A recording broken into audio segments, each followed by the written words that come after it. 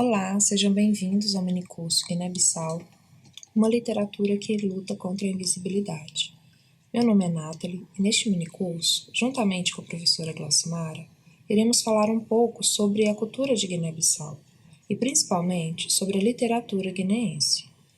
Esperamos que nossos estudos contribuam para o seu aperfeiçoamento profissional. Apresentaremos um panorama literário poético e algumas referências que poderão ser o ponto de partida para o conhecimento e introdução à literatura guineense. Este minicurso pauta-se pela Lei nº 10.639/2003, que torna obrigatório o ensino da história da África e da cultura afro-brasileira nos currículos escolares das instituições públicas e privadas de ensino no Brasil. Bom, a professora Glaucimara é doutoranda em Letras pela PUC Minas, mestre em Letras pela Universidade Federal do Piauí e professora no Instituto Federal do Piauí. Eu sou bolsista CNPq, mestranda em Literaturas Africanas de Língua Portuguesa e graduada na PUC Minas.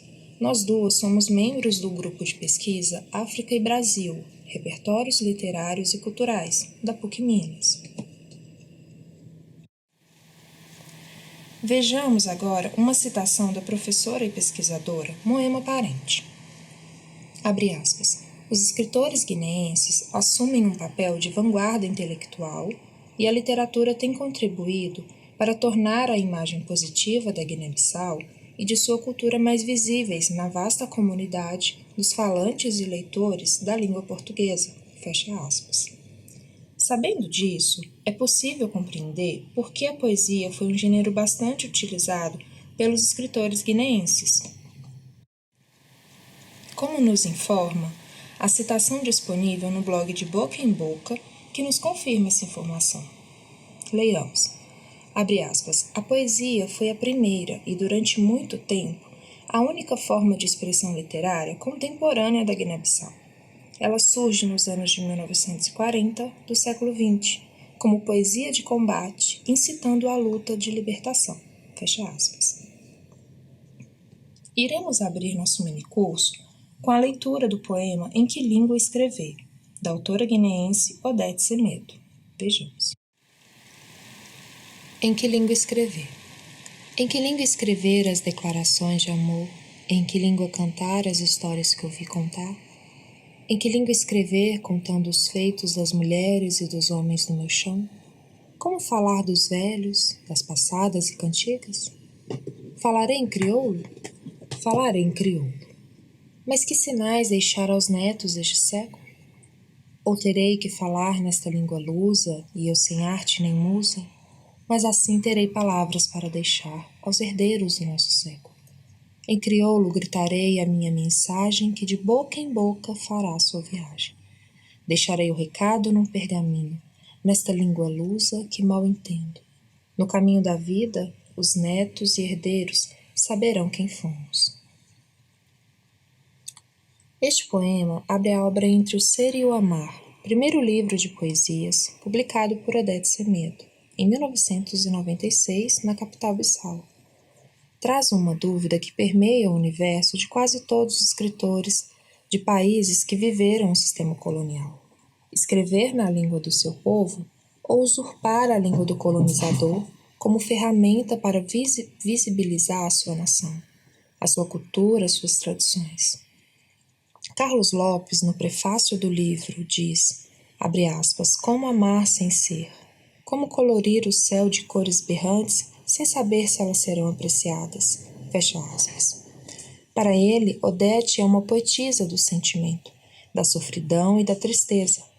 Embora não pareça, ela sabe esconder na sua imensidão humana a natureza da comunicação sensível, a única capaz de resgatar emoções outras que as do sofrimento. No poema Em que Língua Escrever não é diferente. O eu lírico demonstra sua inquietude com a escolha da língua que contará os feitos de seu povo, de seus ancestrais, das histórias que ouviu cantar.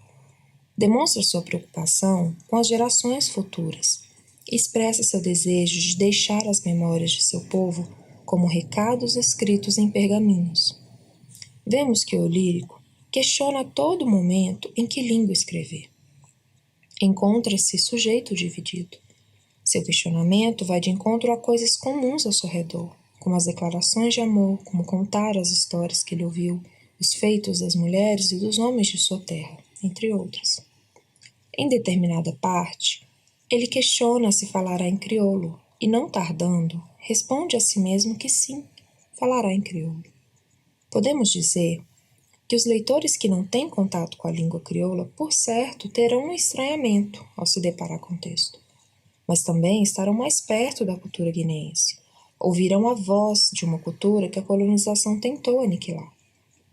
Dito isso, fica evidente a importância da proposta da escritora guineense em construir suas obras bilíngues, pois tornam-se uma forma de resistência, de ecoar o crioulo guineense, de dar visibilidade ao que é parte importantíssima de sua identidade. Observe o mapa do continente africano. Nele, à esquerda, destacamos em vermelho a localização de Guiné-Bissau.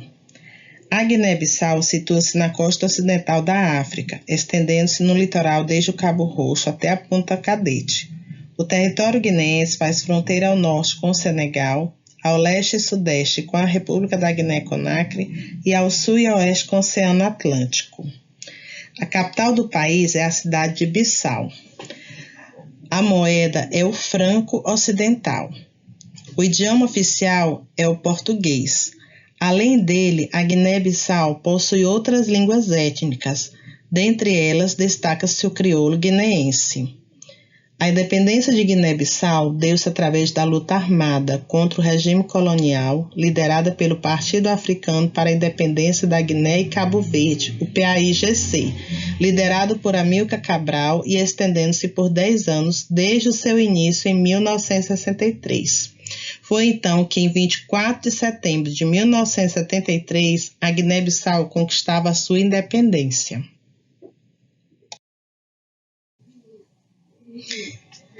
O território guineense conta com 36.125 km² de superfície e está dividido administrativamente em 8 regiões: Bafatá, Biombo, Bolama, Cachel, Gabu, Oio, Quinara e Tombali e um setor autônomo de Bissau, a capital do país.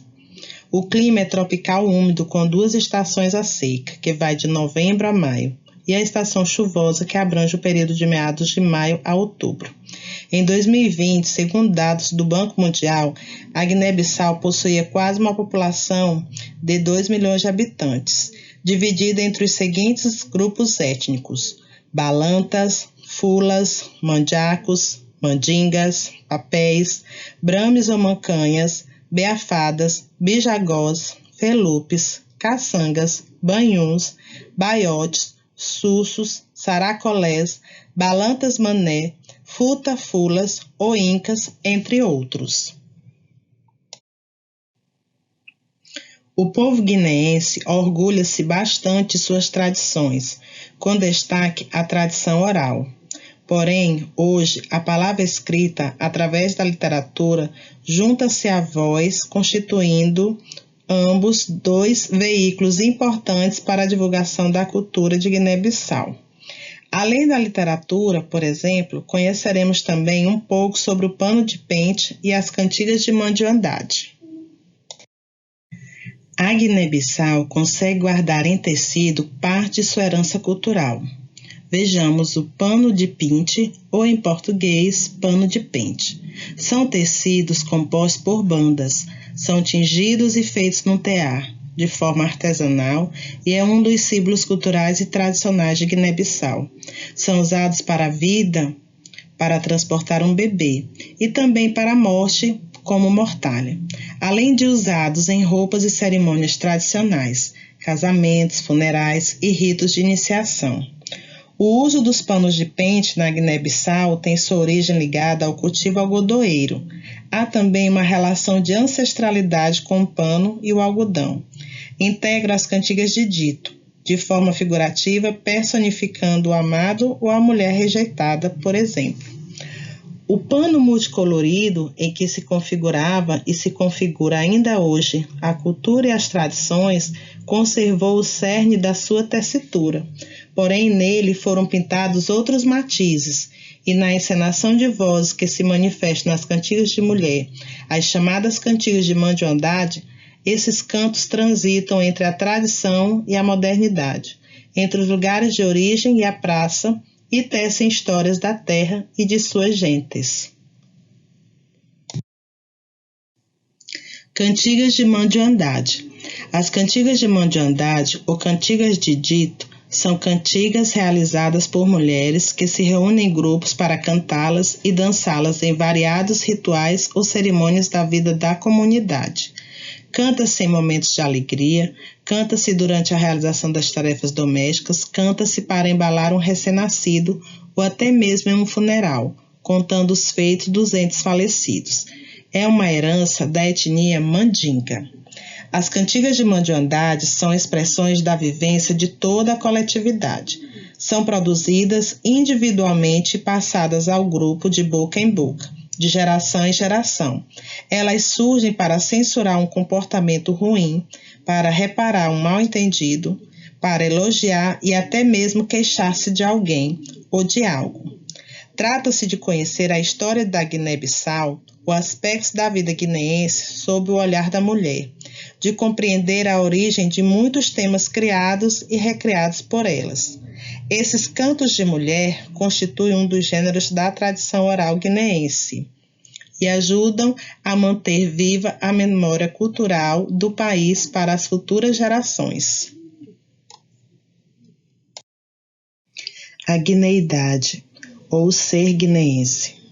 Falar da história e da identidade na Guiné-Bissau pressupõe reunir os elementos dispersos da memória coletiva desse país, segundo o historiador e político Kizerbo. Como então imaginar a história e as tradições guineenses sem se reportar à história do continente africano, aos grandes impérios e à invasão da costa africana pelos europeus? Veremos a seguir o poema Povo Adormecido, do poeta Antônio Soares Lopes Júnior, conhecido pelo pseudônimo Tony Checa, que demonstra em seu poema a capacidade que possui o povo guineense de se reconstruir sempre. Povo adormecido. As chuvas que o povo não canta, as chuvas que o povo não ri. Perdeu a alma na parede alta do Macaréu. Fala calado e canta magoado. Vinga-se no tambor, na palma e no caju, mas o ritmo não sai. O meu povo chora no canto, canta no choro e fala na garganta do bombolom. No poema, o tema central é o povo. O eu lírico observa o seu povo, a sua angústia, que até mesmo quando perdeu a alma, vinga-se no tambor, na palma e no caju, remetendo à capacidade do povo guineense em reconstruir-se através do trabalho, oscilando entre choro e canto num movimento cíclico de construção e reconstrução. O poema pode ser observado em duas partes. Nas 3 primeiras estrofes, conhecemos a memória de um povo calejado, que vem de um passado de lutas, de chuvas que não canta e nem ri. Nas 2 últimas estrofes, a reação de um povo que segue adiante, ao embalo do tambor e do bombolom, instrumento de percussão guineense. Depois de conhecermos um pouco das tradições culturais de Guiné-Bissau, observe em tela as 4 fases da literatura guineense. Para representar cada uma dessas fases, vamos conhecer um pouco da trajetória de 4 poetas guineenses, sendo eles Vasco Cabral, Amílcar Cabral, Félix Cigar e Odete Semedo. Também iremos analisar um poema de cada autor. Vamos lá? O primeiro poema é O Último Adeus de um Combatente, de Vasco Cabral. E ele faz parte do seu primeiro livro publicado, A Luta é Minha Primavera, de 1981. Este livro, com 59 poemas distribuídos em 5 partes: amor, infância e adolescência, esperança, luta, progresso e paz. Vamos à leitura. O último adeus de um combatente. Naquela tarde em que eu parti, tu ficaste, sentimos fundo os dois a mágoa da saudade. Por ver-te as lágrimas sangrarem de verdade, sofri na alma um amargor quando choraste. Ao despedir-me, eu trouxe a dor que tu levaste. Nem só o teu amor me traz a felicidade.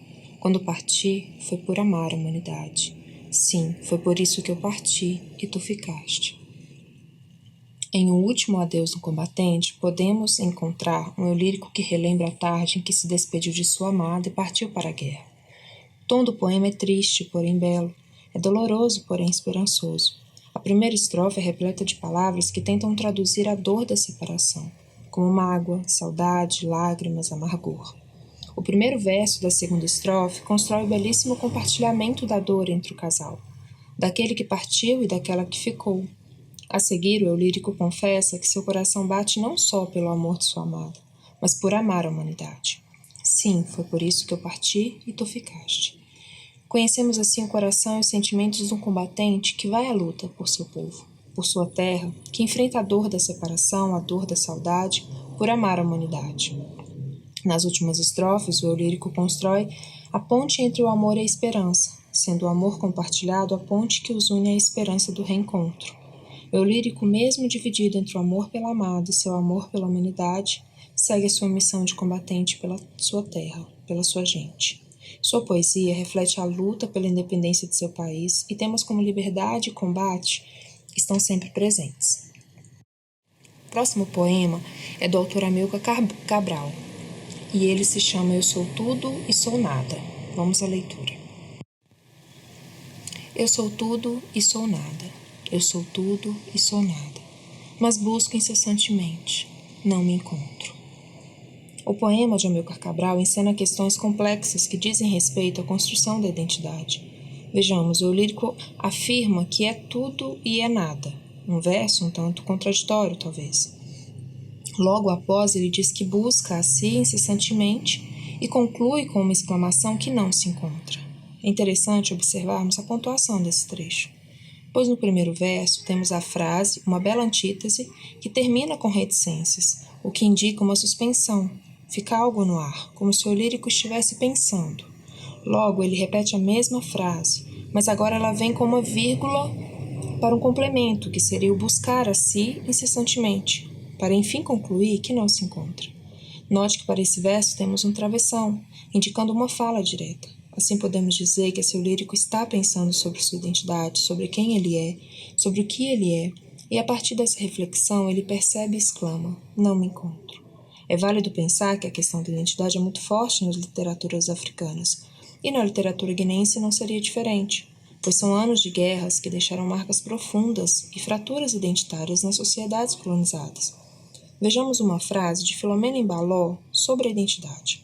Abre aspas. Ela é analisada como um conflito pessoal do indivíduo, que consciente do seu defasamento cultural em relação à sociedade de origem, procura identificar-se com as suas raízes, da qual foi afastado pela assimilação colonial. Fecha aspas. Logo, esse curto poema representa um processo gigantesco de redescoberta de si, de reflexão sobre seu lugar no mundo, e assim representa a força e resistência do povo guineense na luta contra a invisibilidade de suas tradições culturais, de sua língua materna, enfim, de sua história. O próximo poema é o poema Flema, de Antônio Félix Cigar. Nele encontramos cenas da vida cotidiana em Bissau, onde choques entre o tradicional e o moderno estão presentes, indicando assim uma sociedade em transição. Vamos à leitura. Obstinado procuro nos candeiros tênues de garrafa, retalho e gasóleo dos bairros o flema que a morança oculta e a praceta exulta. Cansarés acomodados a sono profundo carece de lealdade. A velhice feita caju, palma e cana antecipa o seu pensamento. Refugiada em potes, bules e moringos, empunha calmãs e púcaros para tragar desesperados traumas. Nenhum beco tem candeeiro tão chato como o ressuscitar de dissabores, sua ressaca é eterna. Vive na consciência dos que recordam, revolve o estômago dos que amam, respira na pujança dos inconformistas. E eu prossigo minha busca, no centro da roda das crianças, onde os abdômenes fazem arco. Mesmo se o tempo que faltar tem a idade que ainda viverei, eu prosseguirei. O poema Flema foi retirado do principal livro de poesia de Félix Cigar, o livro Arqueólogo da Calçada, publicado na coleção Quebu. A palavra flema, título do poema, escrita em crioulo, significa dor em português. Além dela, encontramos outros vocábulos em crioulo, como morança, que em português significa morada, praceta, praça pequena, Cançarés, que remete a um dos deuses Irãs, deus da religião local dos bissauenses, também se refere ao ritual a esse mesmo deus. Calmã, que significa um tipo de caneco de meia cabaça para pegar molhos, e púcaro, que corresponde a vaso ou copo com asas. O poema Flema é composto por 7 estrofes, das quais escolhemos as 3 primeiras para nossa breve análise. Neste poema, o poeta escreve em português e também insere palavras do crioulo guineense para compor a sua poesia. Esta escolha estética de compor o poema com vocábulos do crioulo denota uma atitude consciente por parte de Félix Cigar em marcar o seu lugar, a sua pertença, a sua língua nacional. O cenário do poema são as ruas de Bissau.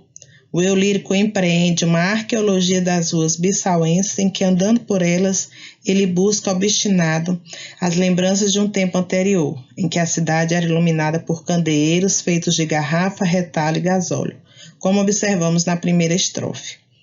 O eu lírico é alguém que está nas ruas a observar não somente as mudanças, a contraposição entre o tradicional e o moderno, uma cidade e metaforicamente numa sociedade em transição como a guineense, representada no poema por Bissau, mas também o sentimento que está por trás daquilo que vê.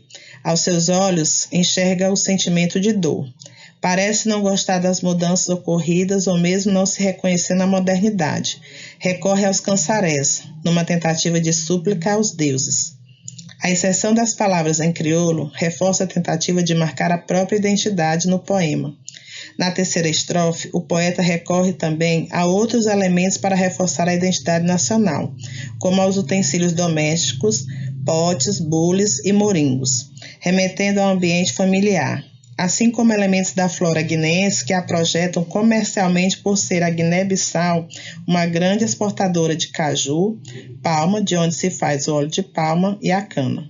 O eu lírico parece encarar esse movimento de transição da praça pequena para a urbanização da capital Bissau como uma metáfora à experiência desesperada de tragar os traumas.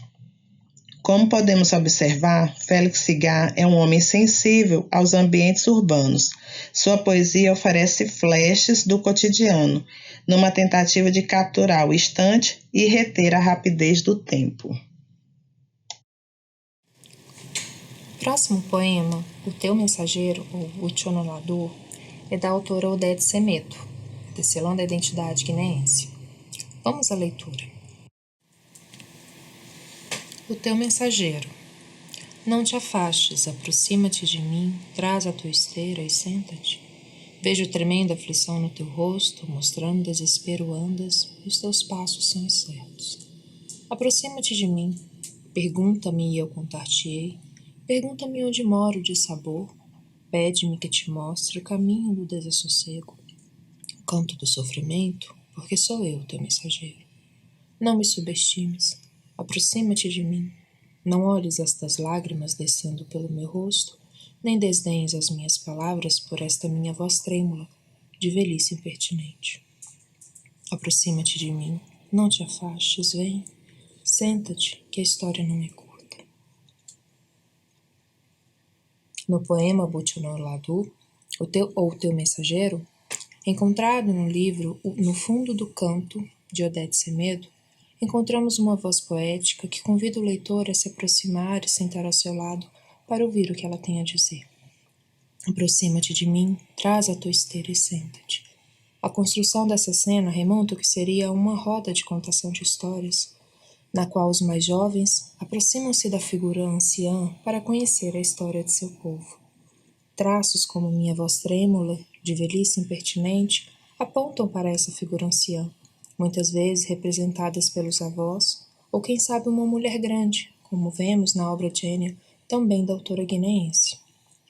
Considerando a versão em crioulo, deparamo-nos com Buchonolador, que, segundo Moema Parente, é uma figura da cultura guineense que representa uma ponte entre quem fala e quem ouve.